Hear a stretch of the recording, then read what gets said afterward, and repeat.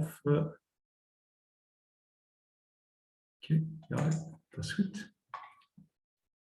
Dus Veronique Matthijs van Attic, onze operating manager, heeft net de opnamen gestart van deze webinar. Et donc, si vous ne voulez pas être enregistré, libre à vous de quitter la séance. Mais je ne crois pas que c'est le but. Je vais juste vérifier si Joris Mampa est présent ou pas dans la liste. Dat is onze voorzitter. Even checken. Anders ga ik de honneurs waarnemen. Nee. Voilà. Zo, van harte welkom iedereen. Bonjour à tous. Mijn naam is Yvan Piet. Ik ben lid van de Raad van Bestuur van Attic, onder andere. En ben daarnaast ook nog om mij te amuseren, dat we dan zeggen, ook nog werkzaam bij Viesman overdag. Dat is mijn hoofdjob. En binnen Attic volg ik dan specifiek de normencommissies op. Ik ben voorzitter van dat gedeelte van Attic. Dus zo hebben jullie ook een idee van wie dat er vandaag het woord gaat nemen. Ik denk dat gezien de aantal deelnemers het goed is dat effectief de micro's uitgeschakeld zijn en eventueel ook het videobeeld om de stabiliteit van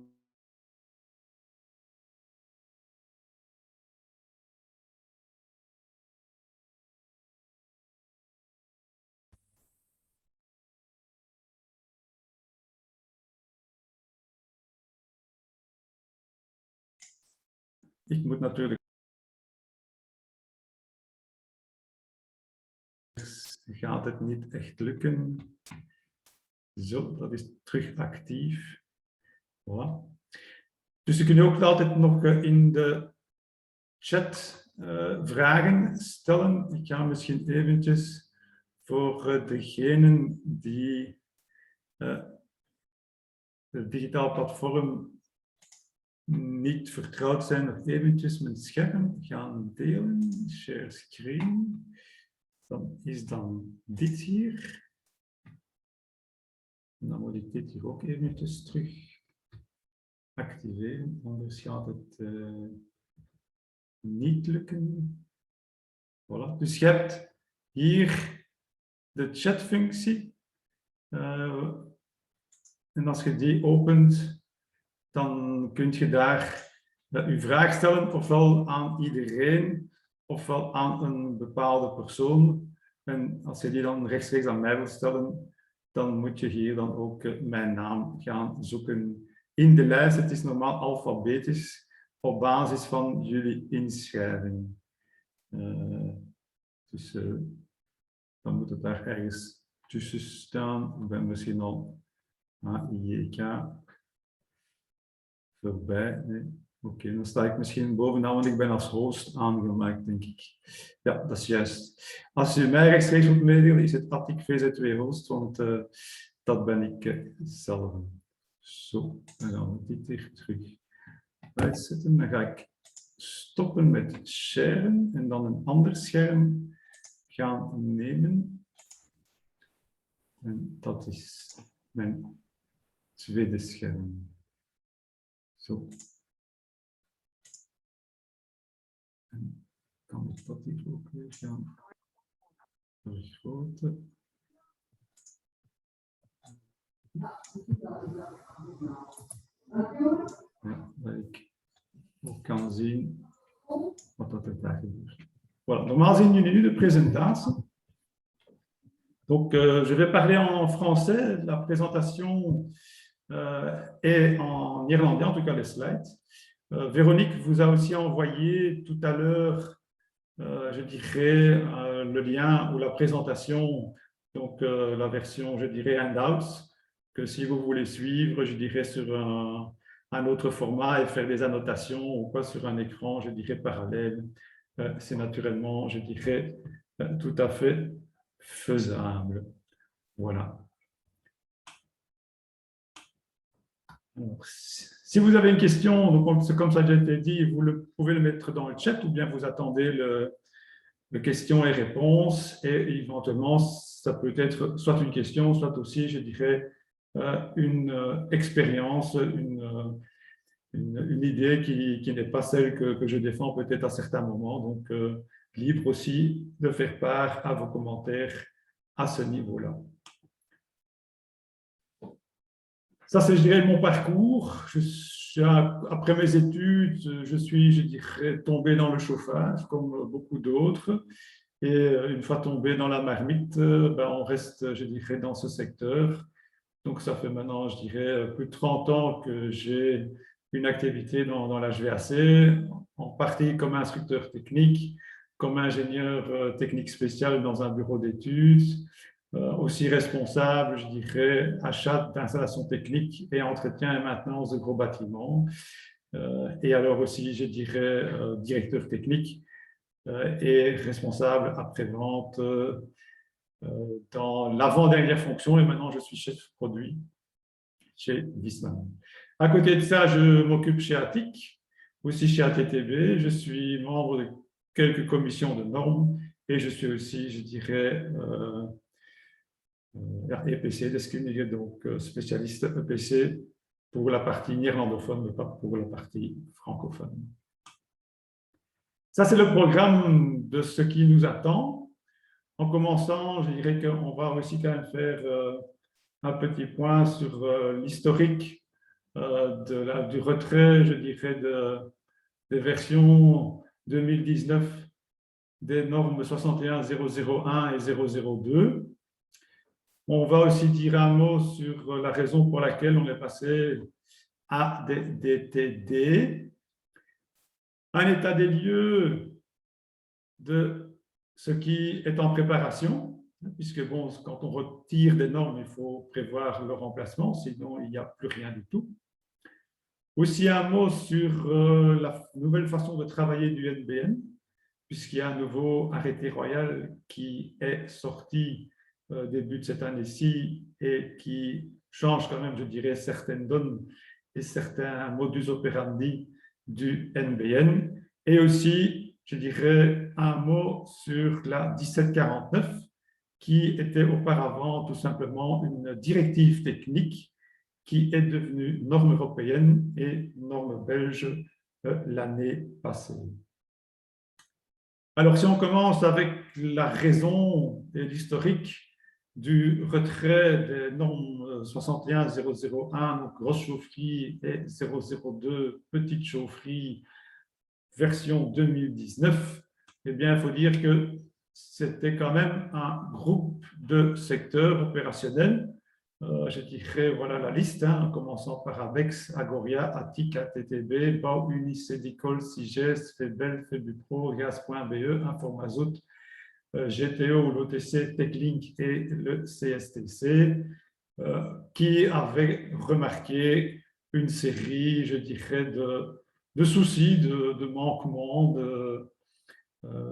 d'incompatibilités qui faisaient que les versions 2019 pouvaient poser problème à court terme, voire à long terme. Donc, ce n'est pas, je dirais, pour le dire en wallon, quelques hurluberlus qui ont eu cette idée-là. Il y a quand même eu toute une démarche et toute une, je dirais, négociation et discussion à la base de ceci. La version 2019, elle a tout un long historique, vous le voyez ici, c'est pas un peu, ça a commencé en 2008 pour finalement terminer en 2019, où il y a eu des étapes intermédiaires, un premier projet de norme pour la 61001 en 2012, avec une enquête publique, alors aussi en 2014, même chose pour la 61002, et entre-temps, en 2014, lorsque le tout a été introduit pour validation, pour le dire ainsi, auprès du NBN, il y a eu la remarque que le travail qui a été fait était tout à fait, je dirais, fondamental, Mais entre-temps, il y avait naturellement des normes européennes qui étaient sorties, qui traitaient de certains sujets qui étaient repris dans les normes belges et parfois, je dirais, avec des points de vue qui n'étaient pas les mêmes. Et donc, il fallait, comme au jeu de loi, recommencer à zéro, à la case départ. Ça revenait un peu à ça, je dirais, résumé en quelques mots. Alors, en 2018 est revenu, je dirais, le fruit du dernier travail avec l'enquête publique. Et en 2019, sont alors, je dirais, où ont été publiées les nouvelles versions 61.001 et 002 qui ont été entre-temps déjà retirées. Alors, la raison de ce retrait, c'est que, bon, il y avait plusieurs sujets qui avaient été tout simplement, je dirais, supprimés dans les nouvelles versions pour quelques raisons que ce soit, mais aussi souvent parce qu'on disait c'est repris dans une norme européenne. Mais ces normes européennes, parfois, ne traitaient pas entièrement ces sujets, donc on ne retrouvait pas toujours dans les normes européennes ce qu'on avait supprimé au niveau belge.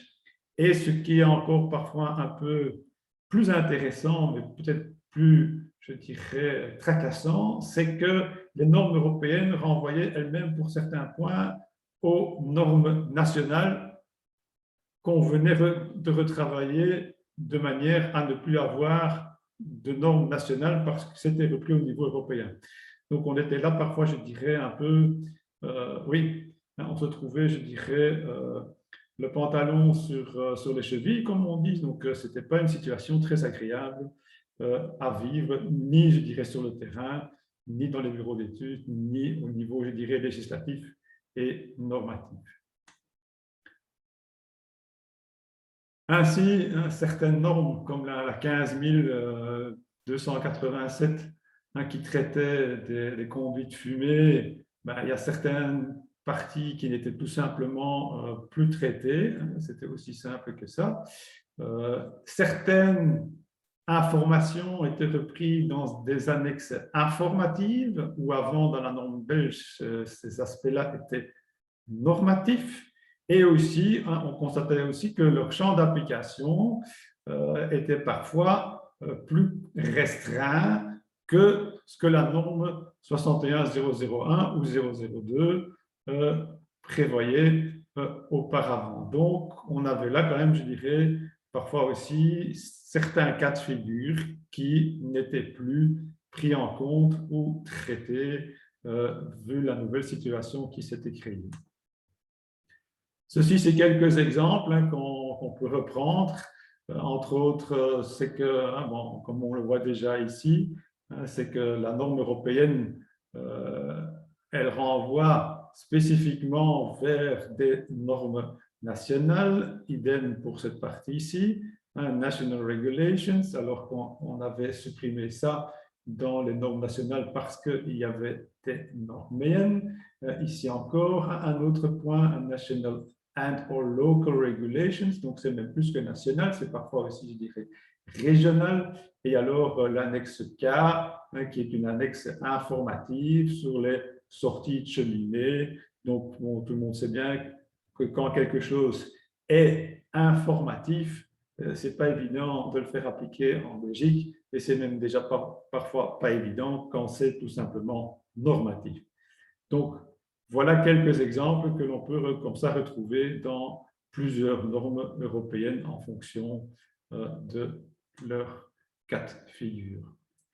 Pour l'annexe K en question, on voit effectivement qu'il y a plusieurs annexes. Ceci, c'est pour, je dirais, des conduites cheminées en dépression, des non-balance fluid cheminées. Et là, c'était bien clair, on traitait tous les combustibles possibles, mais par contre, pour les systèmes, les balance, c'est-à-dire les conduits étanches, pour le dire ainsi, c'était uniquement pour le gaz.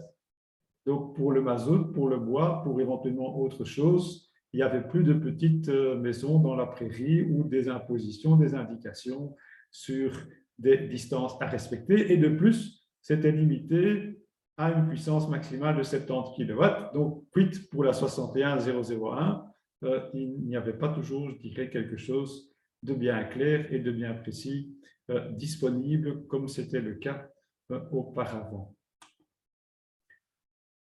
Idem pour la partie, je dirais, incendie, puisque là aussi, on disait il y a un arrêté royal incendie, donc on va retirer tout ça des normes 61, 001 et 002, mais je dirais que tous les bâtiments ne tombent pas sous l'arrêté royal incendie. Il y a des critères bien spécifiques à ce niveau-là. On se référait aussi, je dirais parfois encore, à la 30002 qui entre-temps avait été supprimée aussi. Et quand on regarde alors, je dirais, en ce qui concerne la version 2019, la liste, je dirais, des références normatives vers lesquelles auxquelles on faisait allusion se limitait à 2 normes et en plus une qui était bien datée. Donc, c'était quand même une liste assez courte pour avoir une vue d'ensemble et globale au niveau du secteur. Ce qui fait que certains aspects n'étaient tout simplement pas réalisables, voire contrôlables ou vérifiables sur le terrain, ce qui rend, je dirais, le travail de tout un chacun aussi difficile. Parfois, il y avait aussi, je dirais, des situations contradictoires qui en découlaient. Et naturellement, quand vous avez comme ça plus de points d'interrogation que de réponses, on peut se poser la question, qu'en est-il maintenant d'un contrôle, par exemple, par un organisme qui vient vérifier si certains aspects normatifs sont respectés, si ce n'est pas facilement contrôlable sur le terrain ou qu'il y a, je dirais, des lacunes d'interprétation. Donc, tout ça créait une situation qui n'était pas, je dirais, voulue au départ, mais qui malheureusement a été créée avec ces versions 2019. Autre souci encore, ça c'est déjà alors typiquement pour la Belgique, c'est que certaines normes européennes sont uniquement disponibles en anglais ou en français. La version en irlandais n'est pas toujours disponible dès le départ. Je prends un cas assez récent qui concerne la NBN EN 1749 qui a été traduit en irlandais récemment, qui avant n'était disponible qu'en français et en anglais.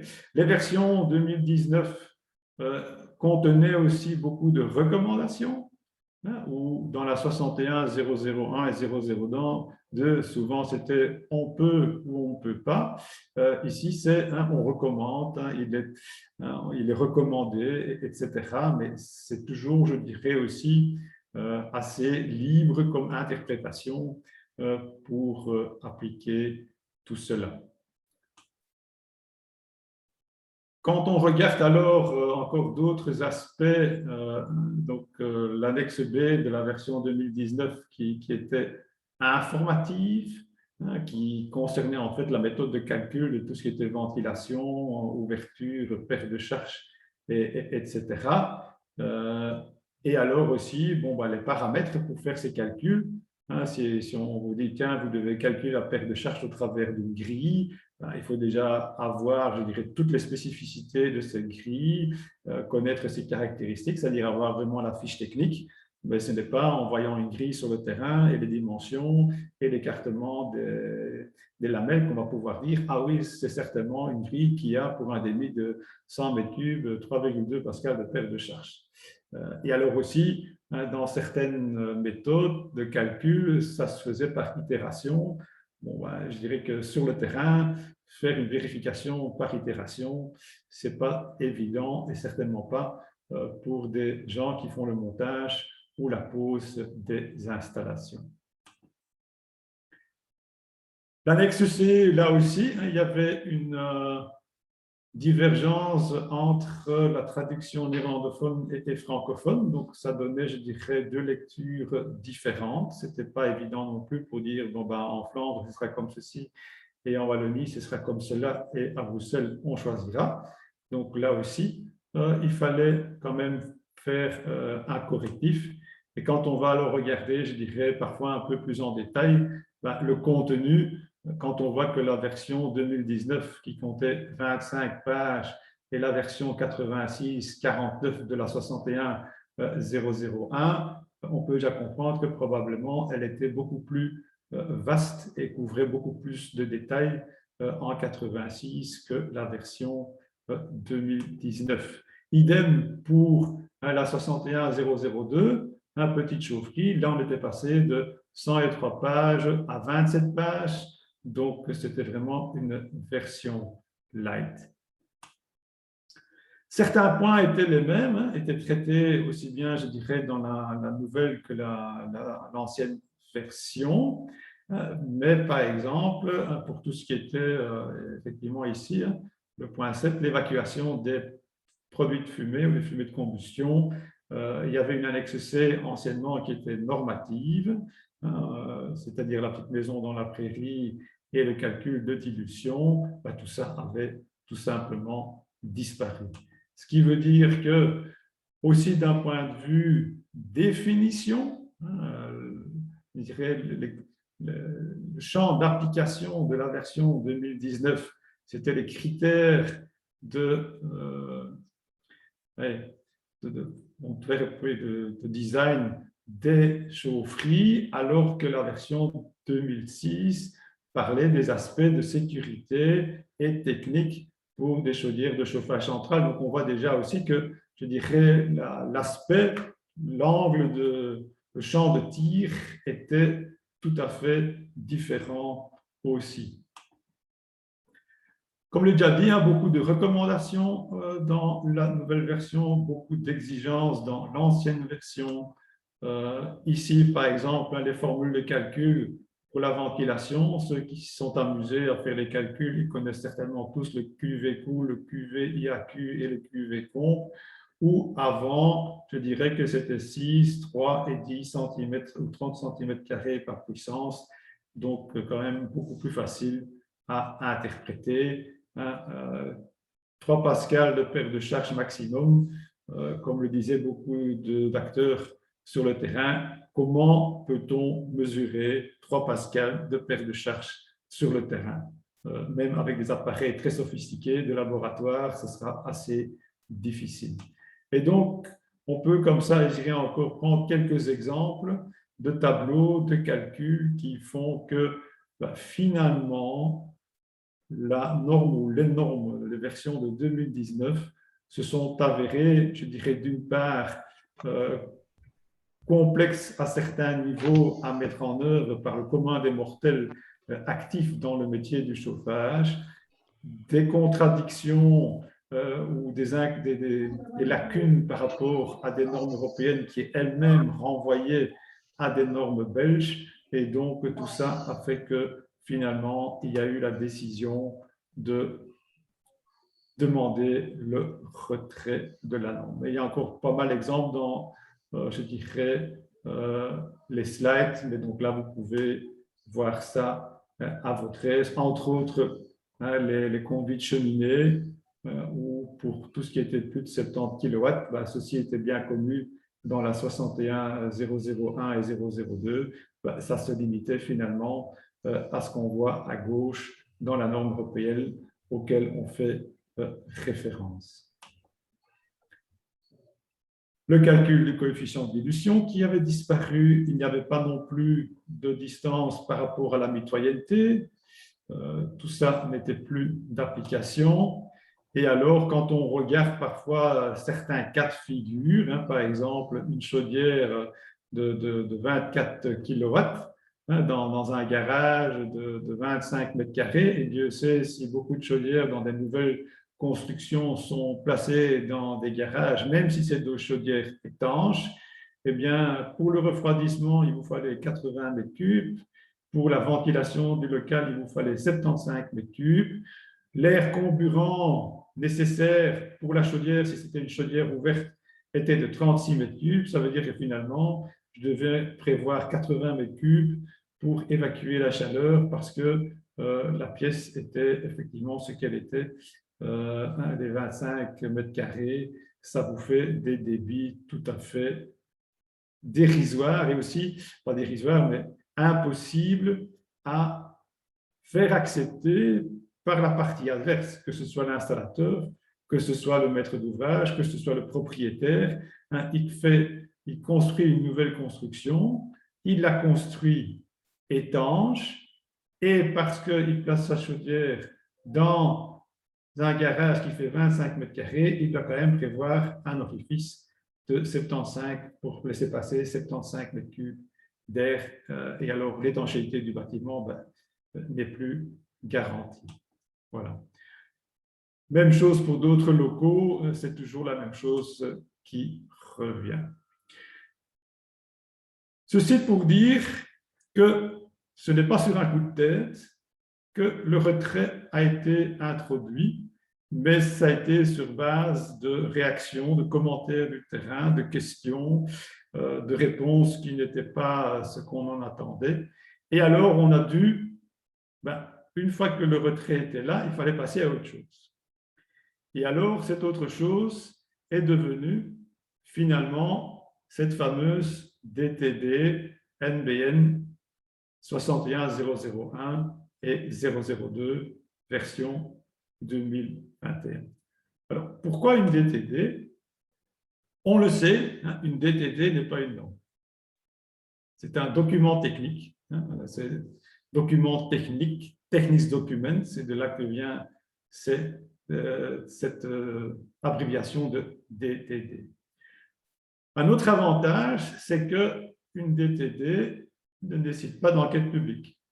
Donc, ça veut dire, si on veut démarrer le plus vite possible, c'était déjà un gain de temps. Maintenant, une DTD, il faut savoir que c'est un document officiel reconnu du NBN. Ce n'est pas quelque chose qui a été inventé pour ce cas-ci. C'est une procédure qui existe, qui était appliquée aussi déjà dans d'autres, je dirais, domaines. Donc, ce n'est pas la première DTD que le NBN a publiée. Ce ne sera probablement pas la dernière non plus. Une DTD doit, comme une norme, suivre, je dirais, le chemin habituel, c'est-à-dire qu'elle est établie par la commission de normes. Dans ce cas-ci, c'est la commission de normes 166, comme ça a été le cas pour la 61, 001 et 002 de 2019 et les précédentes. Elle doit être validée par cette commission de normes, c'est-à-dire qu'il y a eu un vote. Et naturellement, il faut toujours encore la soumettre au conseil d'administration du NBN pour son approbation. Donc, ce n'est pas que demain, Yvan Piet peut écrire un document et en faire un DTD et dire au NBN, tiens, publie-moi ça un peu sur ton site parce que j'aimerais bien que ça se fasse comme ça.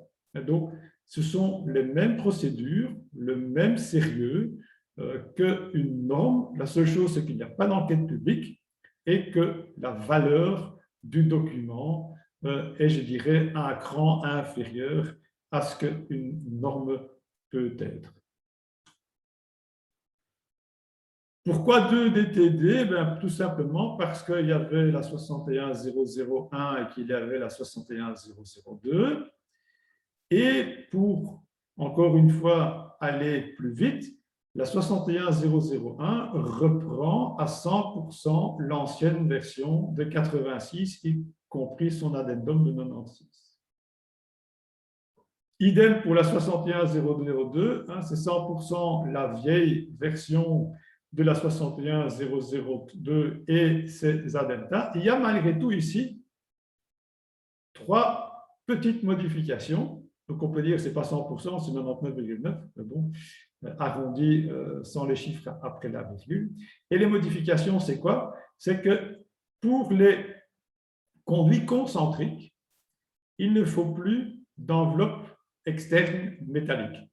Où avant, on disait, quand vous avez une chaudière raccordée en concentrique, la partie, je dirais, externe de cette enveloppe concentrique doit être, je dirais, effectivement, en métal. Ce n'est plus le cas à l'heure actuelle, donc ça peut être en synthétique.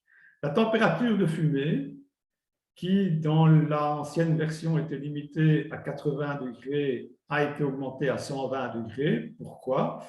Parce que, premièrement, la plupart des chaudières condensation, quand elles font de l'eau chaude sanitaire et que vous êtes à des températures de 65 degrés dans cet environ-là, ben, la température de fumée peut dépasser les 80 degrés. Ce n'est pas, je dirais, inhabituel ni interdit. Et que tous les conduits de fumée en Belgique, attestés et agréés, doivent résister à 120 degrés. Donc, il y avait là, je dirais, aussi un écart entre température de fumée chaudière et température, résistance de température fumée conduit concentrique ou conduit synthétique. Donc, tout ça, on a remis au même niveau de 120 degrés. Et ce qui a disparu aussi, c'est le coefficient ou le facteur de dilution pour les appareils gaz. Donc, celui-là, il n'existe plus pour le combustible gazeux ou le combustible de gaz, mais pour le mazout, pour les combustibles, je dirais, solides, etc., le coefficient de dilution est toujours d'application. Donc ça, c'est le contenu des DTD. C'est assez, je dirais, facile à expliquer pour la bonne et simple raison que, ben, c'est comme on l'avait déjà dit dans la commission, non, c'est... Je vais repasser en mode surligné, voilà.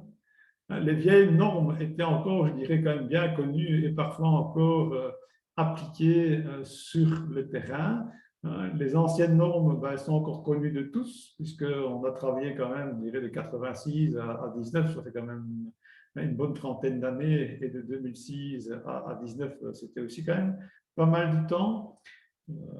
Tous ces textes, ben, ils avaient déjà une fois été traités par la commission de normes. Donc, pourquoi les retraiter une deuxième fois? C'est exactement reprendre la même. Il n'y a que, je dirais, finalement, des modifications qui ont dû être amendées, mais c'était relativement vite fait. Et tout le monde était d'accord là-dessus de manière assez rapide. Et aussi, je dirais que les renvois vers ces documents, ben, ils sont encore toujours, je dirais, d'application, puisque bon, les documents sont toujours encore disponibles et accessibles sur le site du NBN, et ceux qui travaillaient avec avant ont probablement encore toujours, je dirais, les anciennes versions dans leur tiroir ou dans leur PC à disposition. Donc ça, c'était la raison pour laquelle on est passé à une DTD. Rapidité, et je dirais reprendre ce qui existait et ce que tout le monde connaissait. Donc là aussi, il n'y avait pas, je dirais, de risque de rater quelque part une information ou une mauvaise compréhension. Et si une mauvaise compréhension il y avait, ben, c'était qu'elle était déjà là du temps de la norme, et donc ce n'est pas quelque chose qui a été introduit dans le marché suite à ces nouvelles DDT.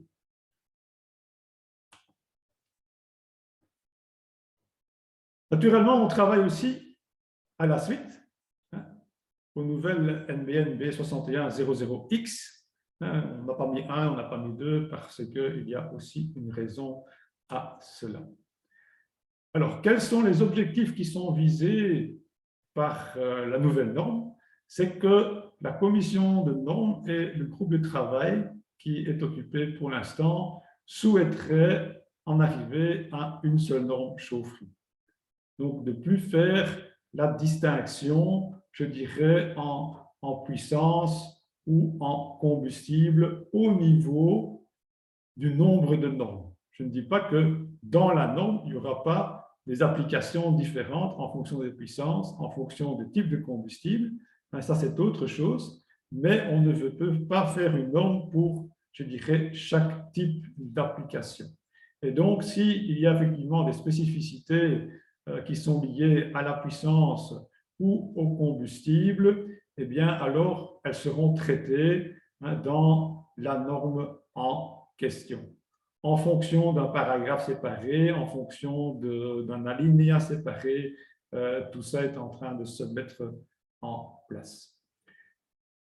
Un peu comme l'ancienne norme 61002, on va se concentrer sur le fonctionnement et la combustion en toute sécurité des énergies ou des générateurs d'énergie. C'est-à-dire que c'est une norme qui va se concentrer sur le générateur d'énergie que l'on va placer et plus sur le local en soi. Je dirais qu'un local ne devient un local chaufferie que parce qu'on a mis un générateur dedans. Je peux faire un local chaufferie avec toutes les composantes, je dirais, de résistance au feu, de porte coupe-feu, de stabilité des murs, etc. Tant que je ne mets pas de générateur dedans, ce local n'est toujours pas un local chaufferie. Et aussi, pourquoi? Parce que, je dirais que tous les autres aspects, il y a déjà des normes qui sont repris pour traiter de tout ça. Il y a des normes stabilité bâtiment, il y a des normes, je dirais, l'arrêté royal incendie qui a été revu récemment. Il y a des normes sur la ventilation des bâtiments et tout ça. Ça veut dire que ventiler le local chaufferie, ce ne sera pas repris dans la nouvelle norme. Pour ça, il y a la 50001. Par contre, naturellement, l'air de combustion, pour la sécurité, sera traité dans la norme ou la nouvelle norme chaufferie, pour le dire ainsi. Donc ça, c'est, je dirais, la base sur laquelle on travaille et le point de mire qu'on a devant nous dans l'élaboration et la création de cette norme en question. On veut cette norme aussi ouverte pour tout ce qui est combustible et technique future. C'est-à-dire, on parle, je dirais, fatalement de tous les types de combustibles, mais aussi ceux qu'on ne connaît pas encore. Les origines des combustibles, qu'ils soient biologiques, synthétiques, tout ce qui est Power to X, que ce soit produit de manière locale, une installation de biogaz, que ce soit importé par des gazoducs ou des pipelines ou quoi que ce soit. Donc, on reprend là un maximum, on laisse l'ouverture à tout ce qui peut encore venir. Idem pour les techniques de combustion. On connaît naturellement tous le brûleur avec flamme, mais il existe aussi des brûleurs sans flamme. Il y a des processus catalytiques, il y a des processus chimiques. Je pense à la pile à combustible. Il n'y a plus de flamme maintenant, il y a une combustion. On produit du CO2, il faut de l'air. Il faut rejeter ce CO2 et les fumées. Donc, tout ça est repris en compte. Et alors aussi, donc, tout ce qui est les générateurs de chaleur, tels que les chaudières, ça on les connaît, mais les cogénérations, les pompes à chaleur gaz, il y en a, mais ça brûle quand même, je dirais, du gaz naturel, les piles à combustible, bref, tout ce qui peut encore venir dans le futur. C'est pour ça qu'on ne parle pas dans le titre que c'est une norme chaufferie, non, c'est une norme pour la sécurité, et je vais un peu revenir en marche arrière, c'est celui-ci, voilà. Donc c'est pour, effectivement, la combustion et le fonctionnement en toute sécurité des générateurs d'énergie. Et pourquoi générateur d'énergie? Si j'ai une pompe à chaleur gaz, cette pompe à chaleur est probablement réversible. Donc, je ne vais pas faire que du chaud. Je vais aussi faire du froid. Certains générateurs vont probablement principalement servir pour faire de l'eau chaude sanitaire. Donc, tout ça est repris dedans. Et aussi, on dit toujours une norme, c'est effectivement pour tout ce qui est nouveau, mais on aimerait bien aussi que le champ d'application soit effectivement la nouvelle construction, ça va de soi, un nouveau placement dans un bâtiment existant, mais aussi une rajoute. On a 2 chaudières et on met une cogène à côté, par exemple, ou bien un remplacement 1 sur 1, que tous ces aspects-là soient repris et qu'on dit, voilà, si vous changez votre vieille chaudière là où se trouverait l'ancienne, on veut quand même qu'il y ait un minimum d'aspects sécuritaires qui soient pris en compte. Par exemple, c'est une chaudière ouverte, il n'y a jamais eu de ventilation, bien maintenant, la nouvelle, il faudra faire la ventilation. faudra trouver un moyen, si ça ne va pas techniquement d'un point de vue construction là où elle se trouve, il faudra alors prévoir un autre emplacement dans le bâtiment existant, mais la nouvelle chaudière ne peut pas remplacer, je dirais, l'ancienne comme ça, un sur un, sans regarder l'aspect sécurité, etc. Donc, on essaye d'être le plus large possible. On tente de ne rien oublier, et ce qui fait que parfois, naturellement, il y a des discussions qui font dire attention, il me semble que tel aspect, on ne l'a pas encore vraiment pris en compte, et donc il faut parfois revoir certaines parties, mais tout ça est occupé à se mettre en place. Naturellement, on ne démarre pas de zéro. On n'est pas, je dirais, non plus des masochistes qui veulent refaire, réinventer l'eau chaude ou réinventer la roue. Donc, les textes qui existaient déjà et qui étaient corrects, que ce soit maintenant dans la version de 86, de 2006 ou même de 2019, il y avait quand même des éléments qui étaient corrects dans les versions de 2019, bien, on va les reprendre. On va peut-être quelque part remanier une partie du texte pour apporter une précision ou l'autre. Dans certains cas, on va dire, ben non, ça a été tellement bien fait qu'on peut reprendre cette partie de texte-là un sur un. Donc, il ne faut pas s'attendre à ce que ça sera une toute nouvelle Bible en tant que telle. Ça sera un document qui partira déjà des acquis existants et ce qui était bien et que tout le monde appliquait et était d'accord et souscrivait sur le terrain, ben, on va garder ça en tant que tel. Alors, pour l'instant, il y a un comité, je dirais, rédactionnel qui se retrouve toutes les semaines. Il y en avait un ce matin, pas plus tard que ce matin. Toutes les 2 semaines, c'est au niveau de la commission normative que le comité, je dirais, rédactionnel soumet ses écrits et où on va alors discuter, on va soit confirmer, soit amender ce qui a été fait par le comité rédactionnel. Et alors, naturellement, c'est ce qu'on a demandé à ce groupe de secteurs qui a demandé le retrait, c'est que on a demandé le retrait, messieurs, c'est bien beau. Je vois qu'il y a une faute de frappe là. Mais maintenant, on aimerait bien quand même que vous faisiez part de la norme de commission et du groupe de travail. Dire c'est pas bien, on veut que ce soit retiré, et puis après dire maintenant c'est pour nous, ça on a dit non, pas question. Ceux qui signent le document ou la demande de retrait de la version 2019 s'engagent en même temps à devenir un acteur, je dirais, actif et non pas passif dans l'élaboration de la nouvelle version. Le planning, c'est de terminer le plus vite possible. C'est naturellement la formule, je dirais, la plus classique. On espère, je dirais, aboutir avec des textes quand même relativement définitifs d'ici, je dirais, début de l'année prochaine pour avoir une nouvelle norme dans le courant de 2022. Ça, c'est l'objectif qu'on s'est fixé. On espère de pouvoir le garder. Mais bon, comme on a déjà connu Covid et pas mal de variants, si pour des raisons X, il y a de nouveau, je dirais là, quelque chose qui se passe et qu'il y a du retard qui se crée, ce ne sera peut-être pas le cas. Mais on est conscient qu'il faut le plus vite possible passer à une nouvelle version de norme, je dirais, pure et dure. Ça nous mène directement aussi, je dirais, au point suivant, qui est le nouveau fonctionnement du NBN suite à l'arrêté royal du 2 février 2021. Et je vais commencer par un petit historique, parce que là aussi, il y a quand même, je dirais, pas mal de choses qui se discutent, et c'est peut-être pas toujours évident de savoir, tiens, c'est quoi maintenant, etc.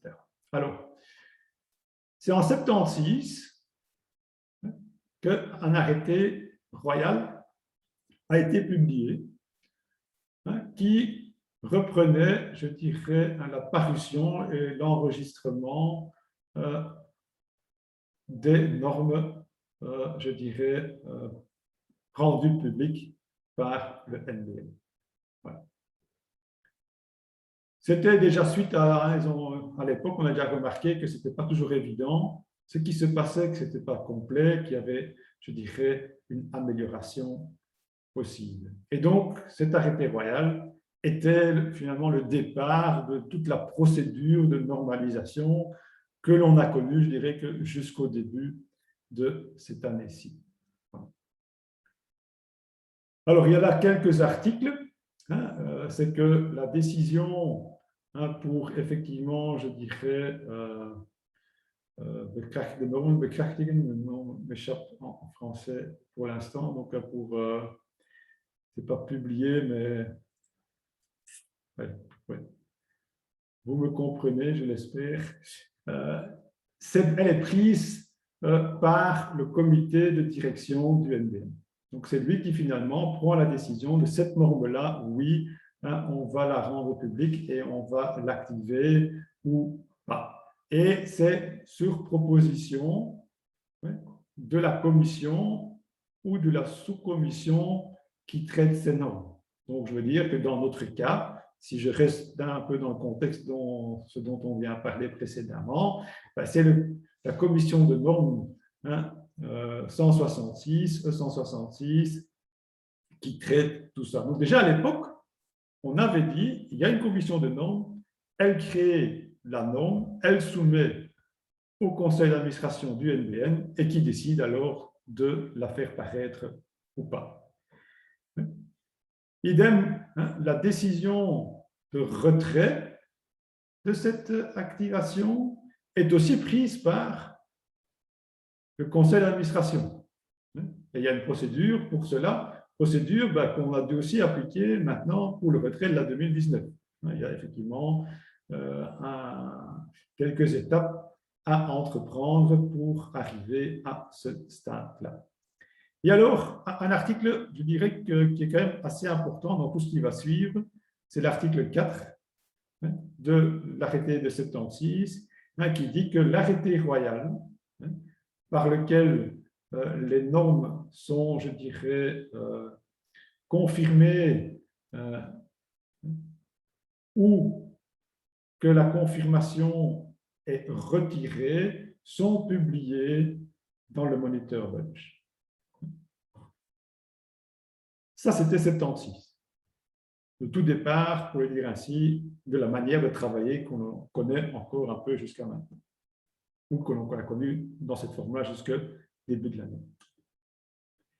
Il y a eu alors en 86, 10 ans plus tard, un amendement, mais qui concernait surtout, je dirais, l'évolution de notre contexte européen, avec les normes européennes, etc. Et donc, où avant, dans la version, je dirais, de 1976, l'arrêté royal ne traitait que des normes belges, dans 86, on a rajouté, je dirais, les normes européennes suivant la même logique. On a tout simplement dit que les normes peuvent venir d'un autre endroit que la commission ou la sous-commission de normes qui traite ce sujet-là. C'est tout ce qui a été finalement modifié. Encore un peu plus tard, en 2004, rebelote, un nouvel arrêté qui concerne toujours les modalités d'exécution des programmes de normalisation. Donc, ça, c'est le titre maintenant de cet arrêté, ainsi que, je dirais, la confirmation et l'enregistrement des normes. Voilà. Là-dedans, il y a plusieurs chapitres. Il y a le chapitre 4 qui, lui, parle de la confirmation des normes belges spécifiques, qui a, je dirais, l'article 19, qui spécifie que c'est le bureau, c'est-à-dire le NBN, qui tient à jour une liste avec les normes belges spécifiques qui ont été, je dirais, confirmées, avec référence de leur, je dirais, numérotation, le nom, la date de la parution, etc. Et aussi, le cas échéant, la date du retrait ou de l'annulation d'un norme. L'article 21, qui est un peu, je dirais, l'article 4 de tantôt, donc l'article 4 de 76, a été remplacé en 2004 par l'article 21, parce qu'ici, on parle effectivement de la confirmation des normes ou leur retrait de cette confirmation qui doit être publiée dans le moniteur.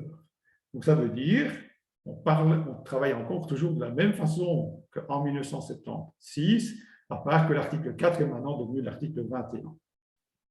Et même chose, l'article 26, qui est, je dirais, un peu dans la MIG, c'est que l'enregistrement et l'annulation ou le retrait de la norme sont effectivement toujours publiés dans le moniteur.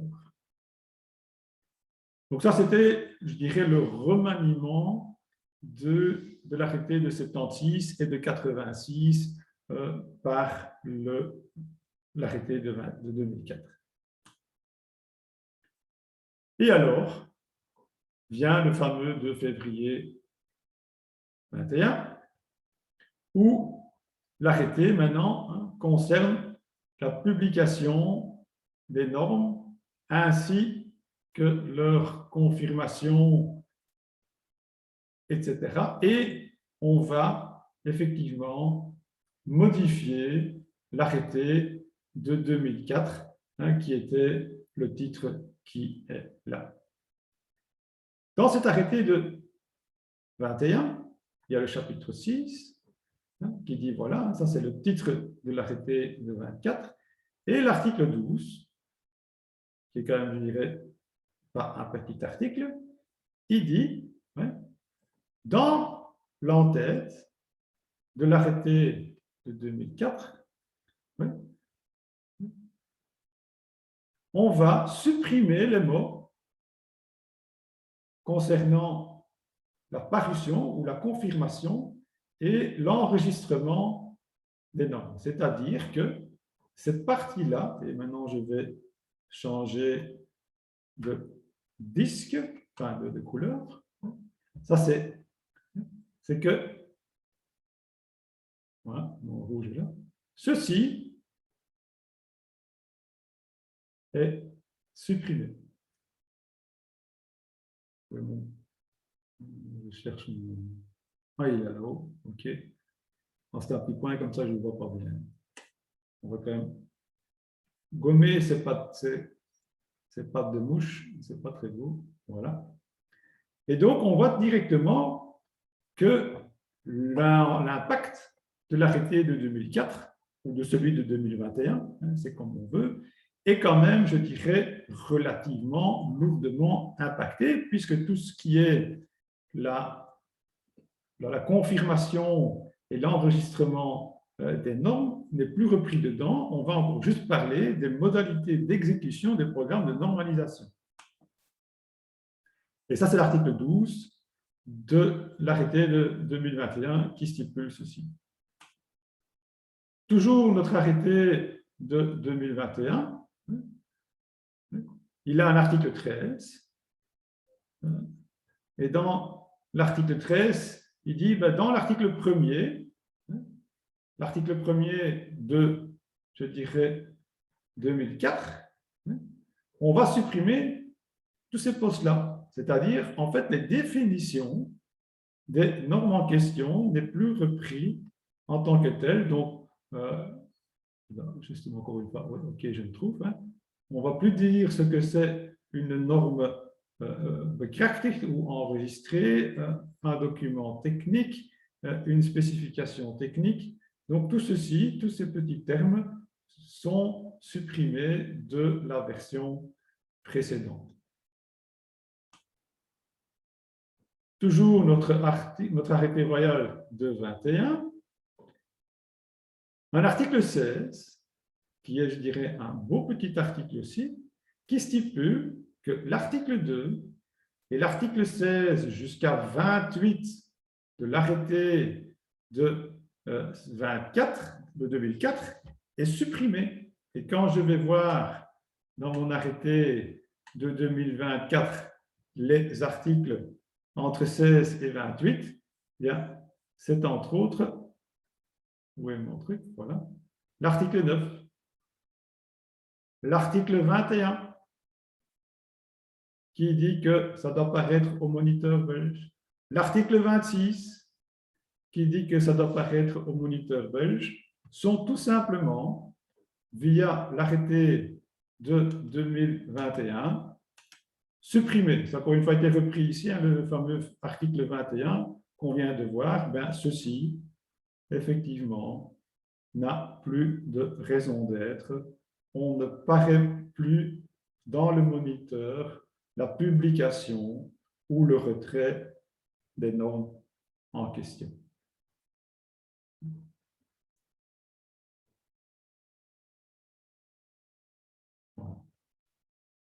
Idem pour tout ce qui est, je dirais, les normes européennes, c'est le même chemin, c'est la même procédure qui est suivie.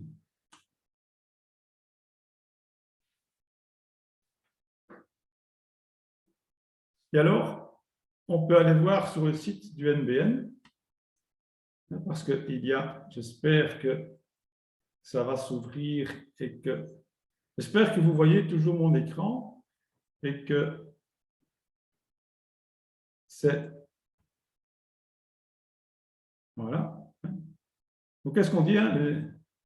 Les nouvelles normes belges sont maintenant disponibles plus rapidement. Hein, pourquoi? Parce que la parution et les modalités de l'enquête publique sont maintenant sur le site du NBN au lieu du moniteur. L'enquête publique dure encore que 2 mois au lieu de 5. Et les normes belges ne doivent plus être confirmées ou, je dirais, validées via le moniteur belge. Tout ceci se fait directement sur le site du NBN. Voilà.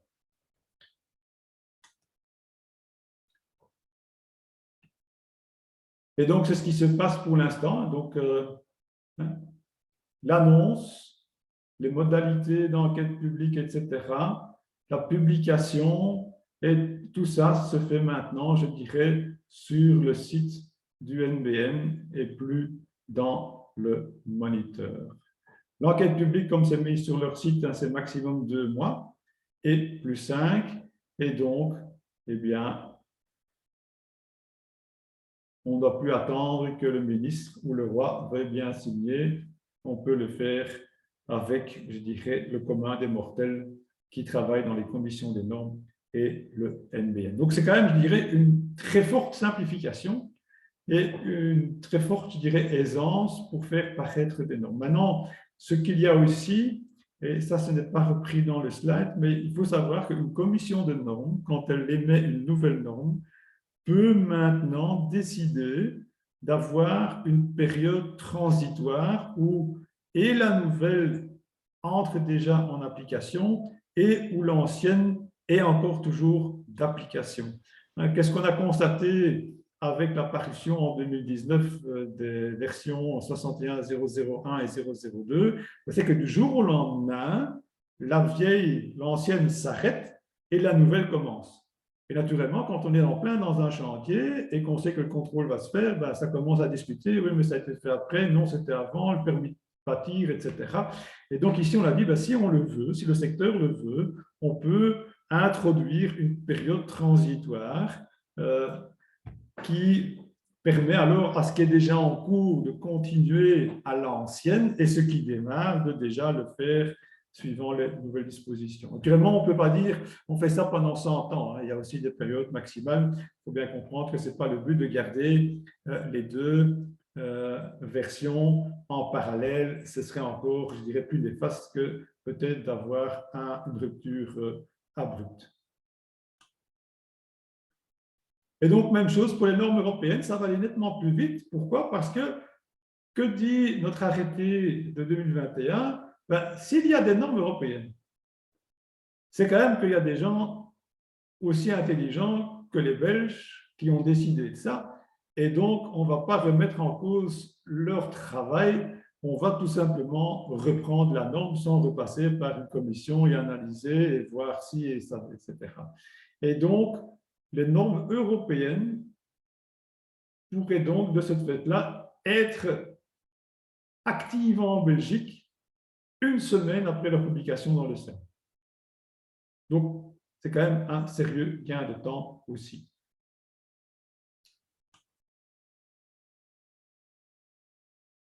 Autre modification, c'est que quand on va modifier des normes belges, parce que bon, une norme, ça vit, ce n'est pas quelque chose de statique, même si la 61001 de 86 a tenu bon, je dirais, pas mal de décennies, mais on ne va plus travailler avec des addendums ou des addendas.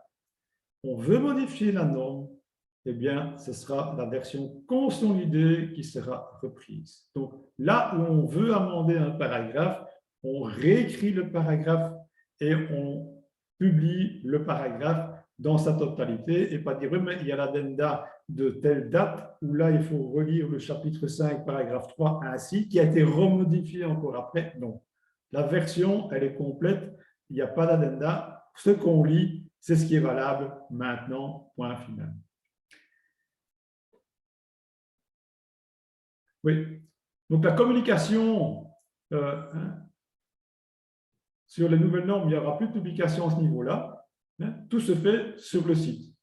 Donc, tu veux connaître les nouvelles normes, tu vas sur le site. C'est aussi simple que ça. Si tu ne le fais pas, tu ne seras jamais tenu au courant. Bon, il y a bien un newsletter et tout ça, donc, mais il n'y aura plus de publication officielle quelque part dans un document ou l'autre comme moniteur ou variante. Toujours dans cet arrêté de 21, l'article 9, qui stipule que la publication et le retrait des normes sont mentionnés sur le site du bureau du NBN.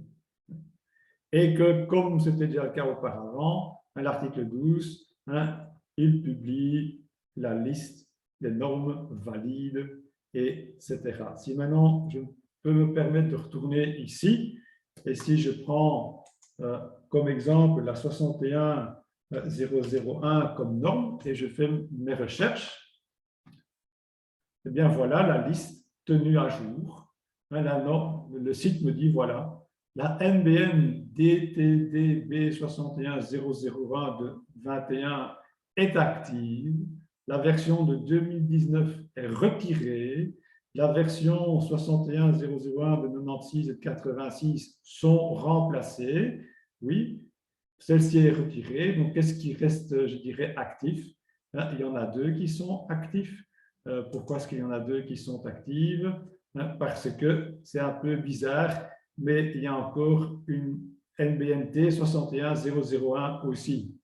Donc, il ne faut pas se dire qu'il y a deux versions qui sont actives, donc celle de 2019 l'est peut-être aussi.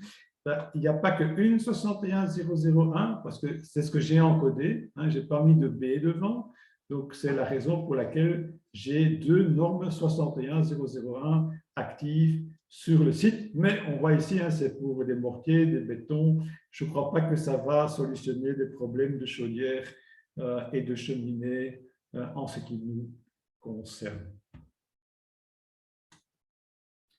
Et voilà, je dirais ce que je viens de faire live en tant qu'exemple dans ce cas de figure-ci. Donc voilà où on en est pour le NBN.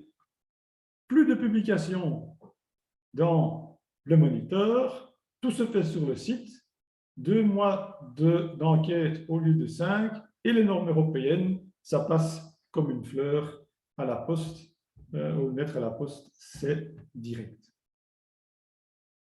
Ceci nous amène déjà, je dirais, au dernier point, qui est la 1749 norme européenne, qui avant était une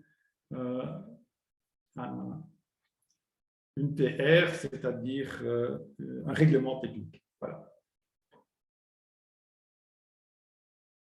Elle est valable depuis l'année passée, un peu avant Corona, et le titre de cette norme est quand même, je dirais, aussi important, c'est une classification des appareils gaz sur base de leur méthode, je dirais, d'amener d'air et d'évacuation des fumées. Maintenant, vous allez me dire, cuite du mazout, du bois, etc. Dans la pratique, on utilise la même classification pour ces combustibles-là. Un C13, c'est un C13, un C42, c'est un C42, quel que soit le combustible. Mais ici, la norme européenne, et donc norme belge entre-temps, parle spécifiquement des appareils gaz. Il y a quand même, je dirais, quelques nouveautés qui sont apparues, un C10, C11, C13, C14, C15, etc., avec un C10, C11, C13, etc., entre parenthèses. Pourquoi? Parce que ça n'a rien à voir avec ce que l'on connaît comme C13. Je crois que tout le monde connaît ce C13-là, mais en fait, ceci, c'est quoi? C'est un C1 ou ceci est un X. Et si je prends, je dirais, cette partie-là, il faut savoir qu'il y a encore un X là aussi. Donc, j'ai un C10.3, un C10.2, un C10.1, etc. Donc, ça, il faut le savoir. C'est la raison pour laquelle ce 11, ce 12, ce 13 et tout ça a été mis entre parenthèses.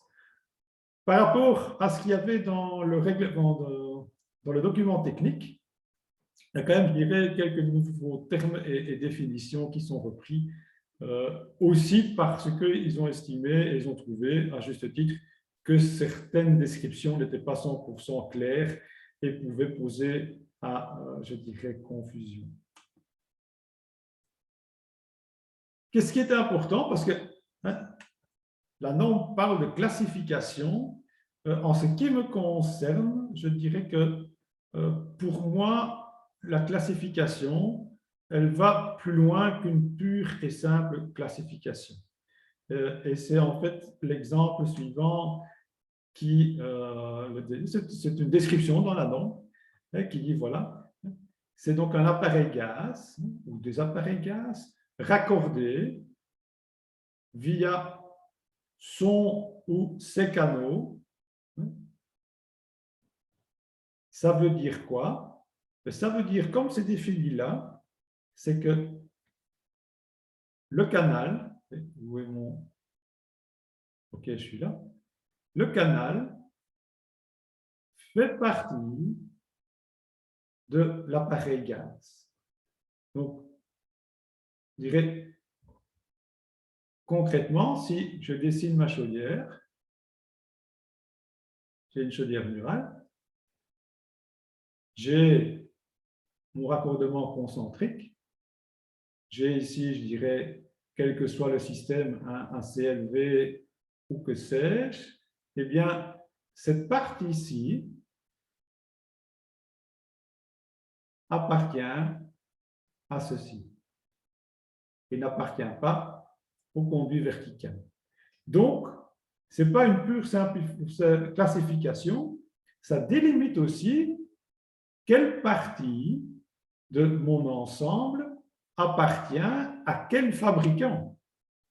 Parce que si les conduits de raccordement appartiennent au fabricant de chaudière, c'est lui qui est responsable de cette partie-là, concernant le bon fonctionnement, concernant le dimensionnement, etc., mais pas de la partie verticale. Idem, le fabricant, le fournisseur de mon conduit de cheminée verticale n'est pas responsable de cette partie-là. Ça, ce n'est pas de son domaine. Donc, ce n'est pas uniquement une classification, c'est aussi une délimitation des responsabilités. Où s'arrête la responsabilité du fabricant du générateur et où s'arrête la responsabilité du fabricant du conduit d'évacuation de fumée et aussi, éventuellement, de l'installateur. Parce que lui, il est partie prenante là-dedans aussi. Et donc, ça veut dire que finalement, ces conduits sont certifiés avec l'appareil gaz. Ça veut dire quoi? C'est-à-dire que si cet appareil gaz a, je ne sais pas quelle couleur je vais pouvoir prendre, si cet appareil gaz, je dirais, où est-ce que je suis moi? Ouais, a un marquage CE, le marquage CE, c'est pour tout ceci. Et donc, si tu modifies quelque chose à cet ensemble-là, c'est bien simple, ton marquage CE ne vaut plus rien du tout. Et donc, cher monsieur l'installateur, c'est toi qui prends la responsabilité. C'est à ça que ça revient, dans le langage commun des mortels. Idem pour le C3, hein, là aussi, hein, donc on voit bien que dans le C3, hein, ben ce sont ces canaux, hein, un C3 c'est vertical hein, à travers la cheminée, et donc il fait partie, tout le conduit de la chaudière jusqu'à la sortie de toiture fait partie de l'appareil gaz en question. Dans les C10, les C11, les C12, etc., qu'est-ce qui a changé? En fait, ce n'est pas grand-chose, c'est surtout une autre dénomination d'éléments que l'on connaissait déjà. Le C10, en fait, c'est rien d'autre qu'un C4, hein, le fameux CLV, mais qui travaille en surpression. Hein. Avant, on parlait, et encore toujours en France, du C4XP, du C43P, etc. Eh bien, le C43P, pour le dire ainsi, est devenu le C10. Le C11, ben, c'est la même chose que le C10, à part que la chaudière, l'évacuation de fumée et l'amener d'air, c'est un ensemble. Donc, où le C10, la chaudière et le conduit de fumée sont séparés, un peu comme avec un CLV comme on le connaît, eh bien le C11, c'est tout le système qui a un marquage CE. Le C12, c'est un C8, c'est-à-dire j'aspire en façade individuellement et j'ai un conduit collectif, pour l'évacuation, mais le C8, c'est en dépression comme le C4, à part que le C12, c'est en surpression. C12, chaudière et conduit de fumée séparément. C13, c'est un C12, mais c'est un ensemble agréé en tant que tel. Le C14, c'est un peu, je dirais, particulier dans le sens que c'est un C9. Et un C9, c'est quoi? Ben, j'aspire, hein, je tube une cheminée existante, je tube un conduit technique existant par du simple paroi, j'aspire l'air dans le volume qui reste, ça c'est le C9, à part que ici le C9 il est collectif. J'aspire individuellement dans le volume qui reste, mais j'ai un conduit collectif qui est séparé. Et c'est aussi, je dirais, un ensemble complet. Où le C15, c'est un C9, oui, mais où le tout est individuel. Donc, pour mettre ça aussi un peu en musique, je vais prendre la norme en question. Et des petits schémas, c'est toujours différent. Vous voyez que toutes les définitions sont reprises. Hein. Les types C, avec des petites annotations, etc. Donc, c'est tout simplement chaque type de raccordement avec ou sans ventilateur, devant, derrière, etc.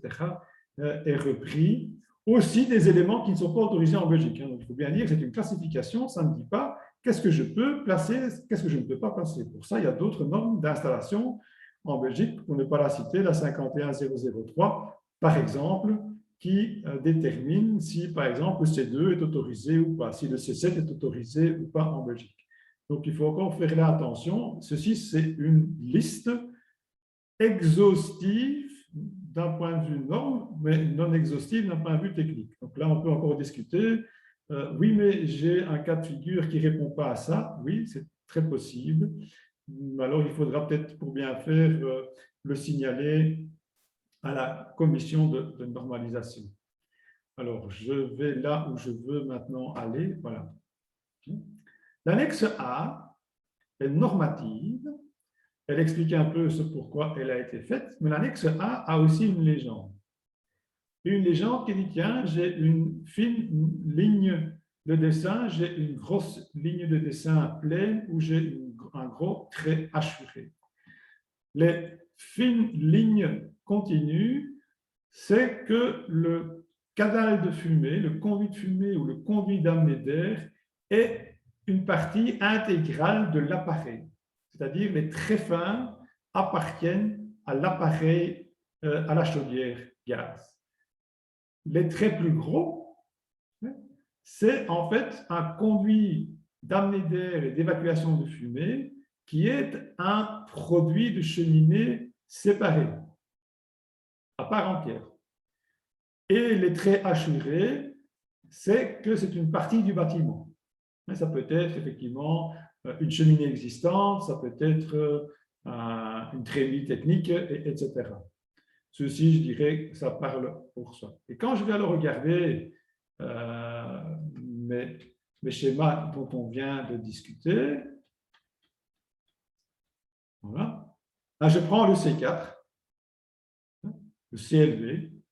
Là, je vois que le trait fin s'arrête effectivement au raccordement de l'amener d'air et de l'évacuation de fumée à mon conduit, qui est en gris foncé et en gros traits, c'est-à-dire c'est un produit de cheminée à part entière, et naturellement, il traverse des dalles de sol, et donc, de ce fait-là, j'ai une chaudière agréée avec ses conduits de raccordement, j'ai un conduit de cheminée agréé et certifié par le fabricant, ça a été posé indépendant, c'est un élément qui ne fait pas partie, je dirais, du bâtiment, et donc on peut travailler comme ça. Il faut naturellement que la chaudière ait sous sa plaquette signalétique le C42 ou le C43 pour pouvoir raccorder ça. C'est pas dire, oui, mais j'ai une chaudière, je n'ai pas de C42 ou de C43, je le raccorde sur le CLV, on verra bien.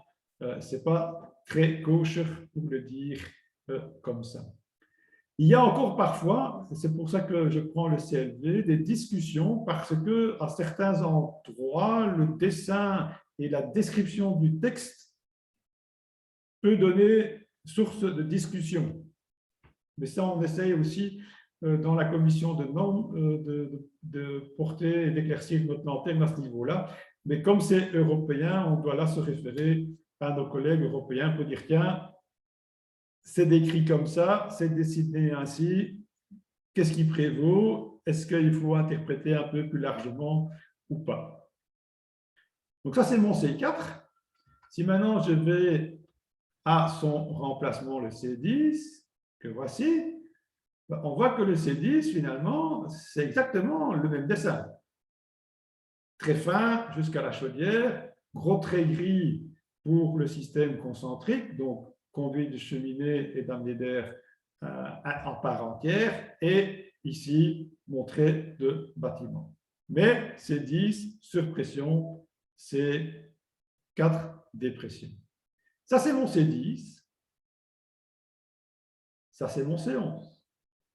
Et je vois que mon système concentrique n'est plus en gros traits, mais est dans le même trait fin que ma chaudière. C'est-à-dire que le fabricant de la chaudière, quand il vous vend un système C11, il vous vend tout ceci. Et il a certifié le système pour ces 2, 3, 4, 6, 8, 10 chaudières jusqu'où son système veut bien aller. C'est la responsabilité du fabricant, du générateur de chaleur. Si je prends le C12, on voit que j'ai une aspiration individuelle, j'ai une évacuation collective avec un système à part entière, indépendamment de mon bâtiment. Ça veut dire qu'on a tubé une cheminée ou un sas technique, ou pas un sas technique, une gaine technique existante. J'ai été aspiré en façade et je travaille. Ceci fait partie de la responsabilité du fabricant de la chaudière. Ceci fait partie de la responsabilité du fabricant du conduit, que ce soit la chaussette thermique, pour ne pas citer une marque Furanflex et que sais-je. Et puis après, je dirais, on est parti. Et puis, vous avez ça pour le C13, hein, qui est assez douce, mais où votre conduit d'évacuation est certifié, conforme et agréé par le fabricant du générateur.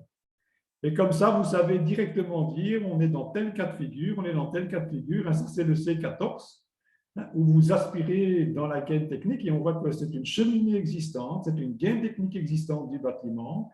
On a tubé en simple paroi et on prend l'air de manière collective dans le volume commun et on rejette de manière collective dans le tubage qui a été placé. Et comme ça, vous savez, je dirais, facilement distinguer ou non les systèmes. Le C15, c'est un peu une variante du C14. On aspire en collectif, mais on tube individuellement au niveau de l'évacuation. Et la rebelote, c'est la responsabilité, naturellement, du fabricant de la chaudière. Donc, la 1949 est devenue norme,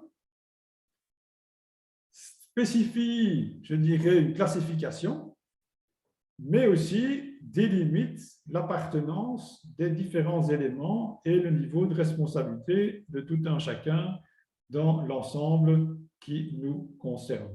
Là, c'est encore repris, je dirais, un peu en grand, mais on vient de le voir, la légende. Et alors, je dirais, le C10 envers le C11, le petit détail qu'il peut y avoir au niveau du dessin, mais qui a toute son importance et son implication au niveau de, je dirais, la responsabilité et le fonctionnement de l'ensemble. Voilà. Et ceci termine, je dirais, notre exposé. Je n'ai pas eu l'occasion encore de voir dans le chat s'il y a des questions ou pas. Je vais peut-être arrêter ma présentation. Ça, on va le faire ainsi. Je vais revenir ici. Meetings control. Share. Je vais faire stop share. Voilà. OK. Alors, je n'ai pas de questions dans le chat. Donc, je dirais que si quelqu'un veut poser une question, il peut libérer son micro, ou bien vous avez, je crois, aussi dans, vous savez, aussi dans la barre menu de Zoom, vous avez un petit genre de smiley réaction. Là, vous savez faire raise hand si vous voulez poser une question pour ne pas parler, je dirais, les uns entre les autres et qu'on ne se comprenne pas. Voilà, moi j'aurais une question. Il y a une question, oui. Donc, oui. De NBN en de EN bestaan momenteel naast elkaar. Wat bedoelt u daar juist mee? Ik weet niet wie dat de vraag gesteld heeft. Het is ja, GSK 238. Maar... Als u de micro eventjes... Ja, bij de normen, maar de welke? Want we hebben wel een paar normen gehad. Dus het is daarom dat ik de vraag stel.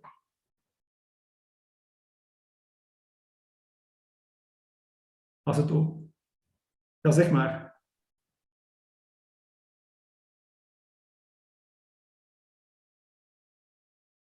Als het gaat over de 1749, wel de 1749 is in feite een Belgische norm geworden. Dus het is niet zo dat ze naast elkaar bestaan. Europese normen worden de dag van vandaag ook overgezet naar Belgische norm. En daar is er geen aanpassing moeten gebeuren, omdat het een klassificatie is. Hetzelfde voor productnormen, dat is ook een één-op-één verhaal.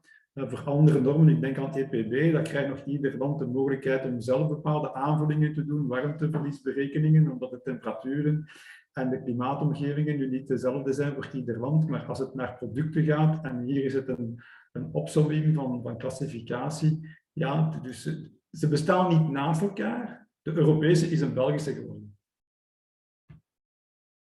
Ik hoop dat het over die norm ging en dat dat dan ook het antwoord voldoende was.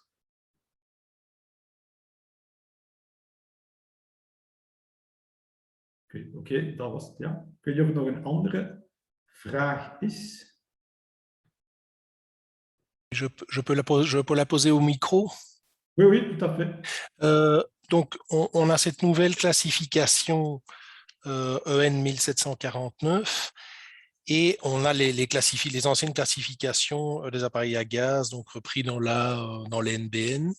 Qu'est-ce qui va se passer? On aura deux classifications pour un appareil à gaz, ou bien on doit prendre la nouvelle, ou comment ça va se passer en fait? Normalement, les classifications sont les mêmes parce que la 1749 était auparavant tout simplement, je dirais, un guide technique qui était en fait la référence. Ce qui peut arriver, et c'est le cas entre autres maintenant, c'est que si je prends la 51003, toutes les classifications de la 1749 ne sont pas encore reprises dedans. Oui. Donc ça va rester dans un sens, et je m'explique, c'est que la EN 1749 ou la NBN EN 1749 reprend la liste de tous les cas de figure possibles. Dans la 51003, on va dire, OK, pour la Belgique, seules celles-là vont être autorisées pour des questions de sécurité. Je prends le C7 qui prend son air, je dirais, dans le grenier, un C2 qui est pour une application bien particulière, et il y en a peut-être encore l'une ou l'autre qui va tomber à la trappe, mais ce sera d'une part, ça c'est toute la liste européenne, comment c'est défini, et au niveau belge, on va dire, OK, ça on reprend, donc un C1 sera un C1, ça ne va pas changer, le C2 va rester interdit, le C3 va rester ce qu'il était, mais il était déjà compatible et conforme avec la 1749 du temps où c'était une TR. Oui, mais par exemple, en expertise technique, par exemple, on a une chaudière C4, par exemple, sur CLV, on va l'appeler C4, ou bien on doit continuer à appeler C4, ou bien on doit passer en C10, par exemple, selon le nouveau 1749. Si c'est un C4 en surpression, je dirais que c'était de fait déjà un C10, mais je ne peux pas dire « Ah, je viens maintenant, je fais une inspection. Sur la plaquette signalétique de la chaudière à l'époque, il y a bien C42 ou C43. Voilà. Oui, tout à fait. Mais on est dans une logique C10, donc je vais déclasser. » Non, à l'époque, il n'y avait pas de C10. Donc, on ne s'est pas retrouvé ça sur les plaquettes signalétiques de l'époque, puisque ce n'était pas encore normatif. Maintenant, on commence à voir les chaudières avec le C4, le C10, le C11 et toutes les variantes. Donc, pour les nouvelles, si demain vous tombez sur un tel cas de figure, s'il n'y a pas le C10 et que le C4, vous pouvez dire là, ah, ça, ce n'est pas une bonne combinaison. D'accord. Je fais une remarque. OK, sur les nouvelles plaquettes, on aura les nouvelles références 1749, en fait, c'est ça? Oui. D'accord, ça va. En attendant que la 51003, parce qu'il y a un addendum qui est en préparation justement pour rattraper, je dirais, ce retard dans les classifications, pour dire, OK, on va aussi maintenant parler de C10, de C11, de C12, etc. Donc, il y aura une mise à niveau qui va se faire. OK. Et alors, une deuxième question. Donc, j'imagine que dans les nouvelles formations CERGA, etc., donc, il y aura une partie sur l'arrêté incendie, etc. J'imagine. Il n'y aura plus que uniquement la nouvelle norme NBN 61XXX. Et on va être beaucoup plus large, j'ai l'impression. Mais ça, c'est une question, vous n'êtes pas, allez, c'est un peu une présomption, mais comme finalement, ça ne traite qu'une toute petite partie et qu'il y a pas mal d'autres normes qui viennent en annexe, enfin, l'arrêté royal incendie, c'est un arrêté royal, j'imagine qu'on en parlera. Je dirais que les formations CERGA ça c'est mon expérience aussi, été toujours un peu plus loin que le strict cadre, je dirais, dans lequel CERGA opère. Ils ont toujours aussi pris les aspects pratiques du terrain auxquels ils savaient que l'installateur CERGA allait faire face. Donc, ce sera toujours le cas.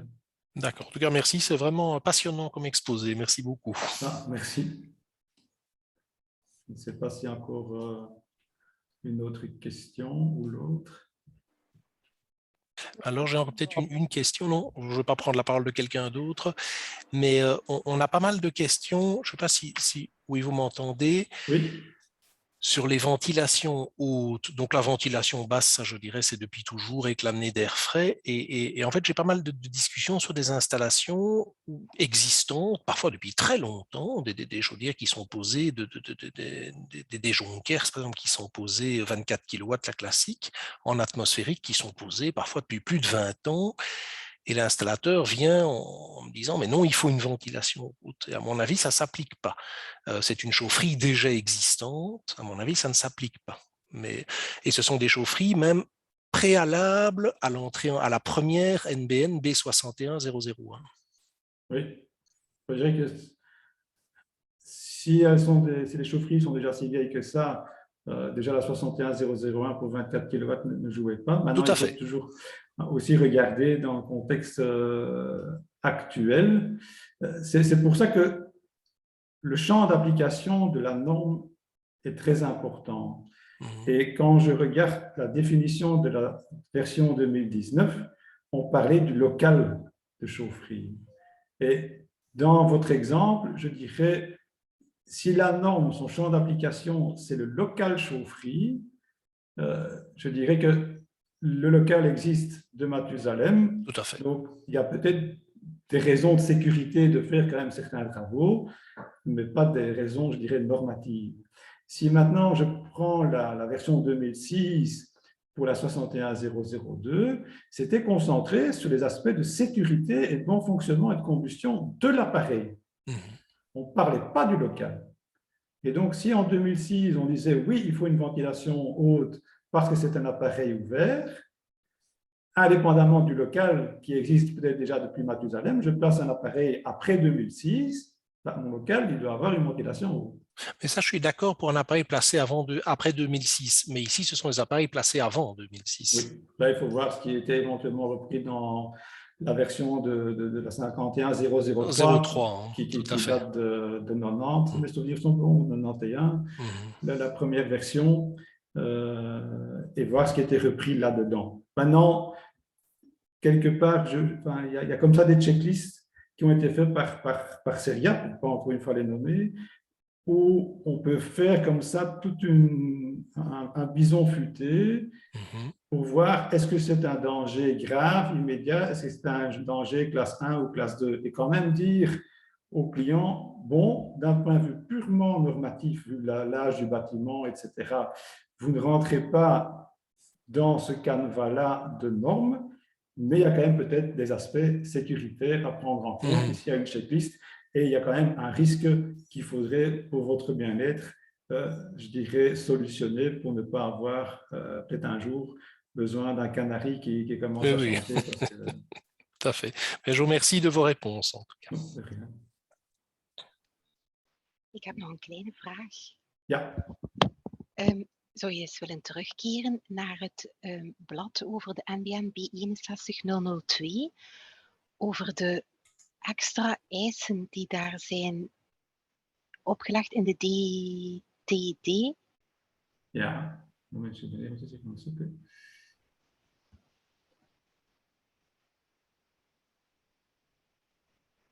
Het scherm ook terug gaan delen. Het was daar één die ik niet goed verstond. Dat zijn deze drie, hè? Ja, de rookgastemperatuur mag tot onder 20 graden gaan. Ja. Dus wat stond er? Het gaat specifiek, ja, hier staat het heel sumier. Het gaat over een wel bepaald artikel van de 61002 die handelt over condenserende ketels. Maar er zijn ook niet-condenserende ketels, waar de rookgastemperatuur uiteraard hoger gaat zijn dan 120 graden. En het ging hier ook specifiek voor het toepassen van synthetische rookgasbuizen. En in het geval van condensatieketels met synthetische rookgasbuizen, zei de oude norm dat de ketel moest beveiligd zijn op een manier dat zijn rookgastemperatuur niet boven de 80 graden kon gaan. In de praktijk ga je geen enkele ketel vinden die niet boven de 80 graden gaat in de aanmaak sanitair warm water. Dus dat was zo'n opmerking die je praktisch niet kon afdwingen. Bovendien, het ging dan nog over de ketel, dat is een CE-gekeurd toestel, dus daar kon je nog minder gaan afdwingen dan een installatienorm.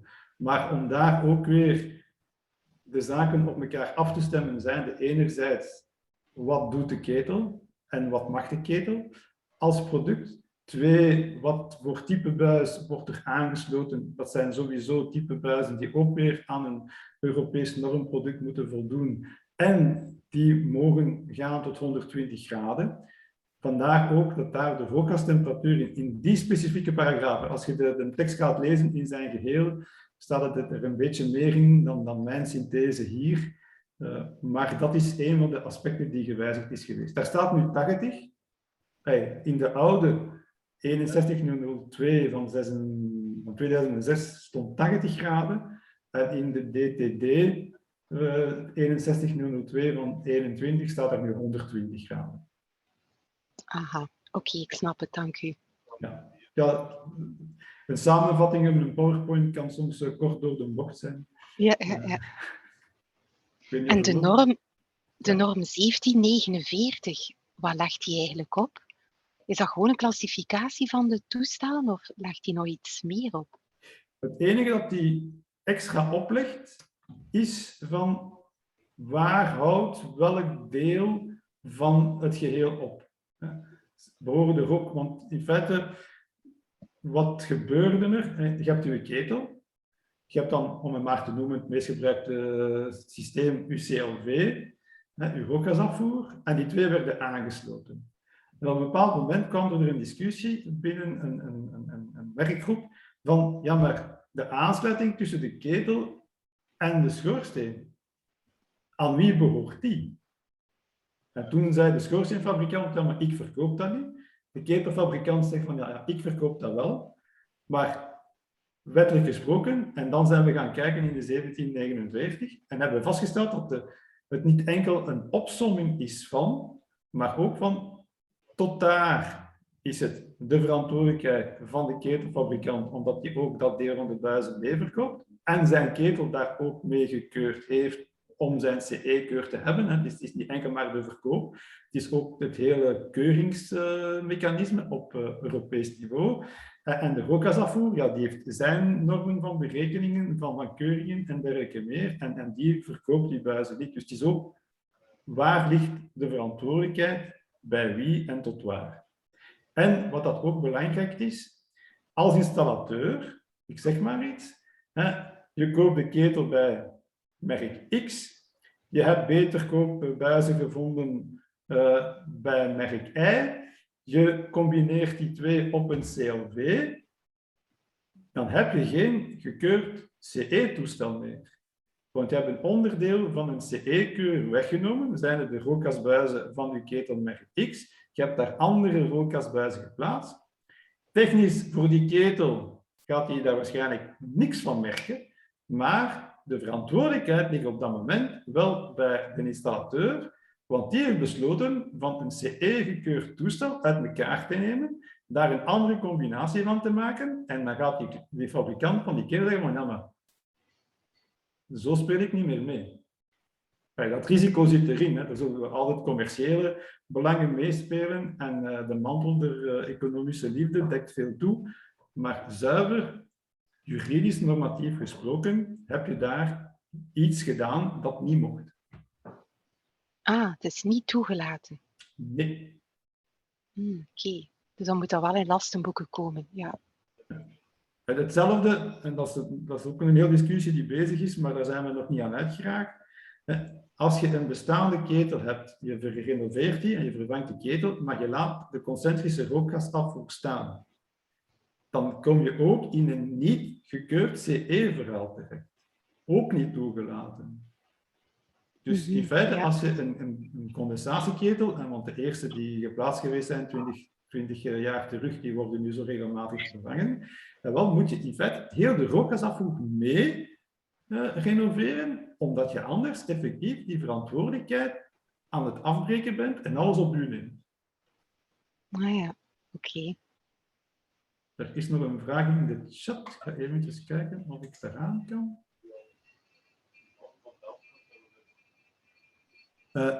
dat was hier nu niet direct de bedoeling, nee. Dus de antwoord naar Luc toe, nee, nog niet. Dat is voor een andere keer, Luc, want daar zijn we nog mee bezig.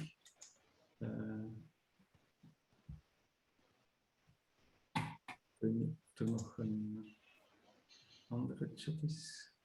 Nee, ça va. Ik ga ook van de gelegenheid gebruik maken om nog iets anders te tonen. Dit zijn heel mooie tabelletjes. We hebben nu heel veel over normen gesproken, maar er zijn nog zaken die ook belangrijk zijn. En dat is hier la note technique du CSTC, la 278, concernant, je dirais, la corrosion dans les installations de chauffage. J'ai pris ce tableau-là parce qu'il résume bien un peu, je dirais, la quantité, permettez-moi l'expression, hein, de merde qu'on va retrouver dans une installation, hein, des grammes par an, en fonction, je dirais, hein, de quelle est l'origine, hein, l'ajout d'eau, l'appoint, un vase d'expansion mal gonflé ou une dépression, etc. Donc, on voit quand même où sont les causes les plus flagrantes. Mais ce qui est nouveau aussi dans cette partie-là, c'est qu'on connaît tout. Hein. Il faut les bons produits, il faut avoir un vase correct et en bon fonctionnement, et on peut éventuellement utiliser des produits anti-corrosion, etc. Ferinox et compagnie pour ne pas les citer. Mais ce qui est nouveau dans cette note technique, depuis la première fois, on permet aussi et on parle aussi d'une surveillance de corrosion. Donc, on peut effectivement introduire dans le système des appareils qui existent déjà sur le marché. Il y en a quelques-uns, je dirais Risicor pour ne pas les citer, qui vous permet de surveiller si effectivement tout se passe bien. C'est un peu comme un contrôle annuel chez les médecins où vous faites une prise de sang pour voir votre cholestérol et d'autres affaires. À part ici, le contrôle, il n'est pas annuel, il est en permanence. Donc, mais ce n'est pas une norme, mais vu le temps qu'on attend cette note technique, je me suis permis en même de la montrer. Voilà. Je ne sais pas si dans le chat, il y a encore des questions. Non. S'il n'y a plus de questions, il ne me reste plus qu'à vous remercier de votre participation. Je crois que, vu le nombre de gens qui se sont inscrits, c'était quand même un sujet qui valait la peine d'être traité. Certainement, en plus, en tant que, je dirais, président de la commission des normes au sein de l'ATIC, c'est quelque chose qui me tient à cœur. Et être bien informé, c'est déjà une bonne partie du travail et du chemin effectué. Et donc, il me reste à vous souhaiter, je dirais, une bonne fin d'après-midi, une bonne soirée. Profitez encore un peu de quelques rayons de soleil qui restent. L'été aura été très court, en espérant que l'hiver ne sera pas, je dirais, trop rude. Au revoir et à une prochaine occasion.